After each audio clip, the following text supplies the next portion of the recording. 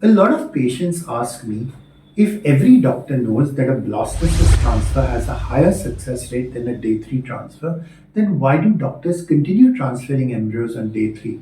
And I think that's a great question. And the reality is that they make up all kinds of flimsy excuses for why they want to put the embryo back on day 3. And the commonest thing I have heard is, oh, an embryo belongs in the human body. An embryo should be put back in the natural conditions.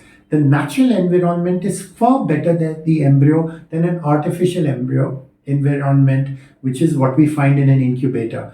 Why do you want to put an embryo in an artificial incubator when you can put the embryo back where it belongs in the human body, where it's under natural circumstances? Sounds very logical, sounds very tempting. But you know what? These doctors are lying to you. You know why they're lying to you? They're lying because their individual IVF laboratory, their incubator is not very good.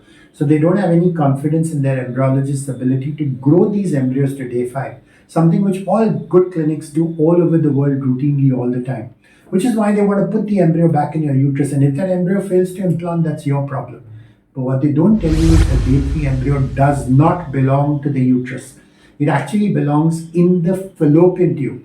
Now, doctors cannot put back embryos in the fallopian tube, and therefore putting it back in the uterus is not good for your embryo, and definitely not good for you because it doesn't belong in the uterus.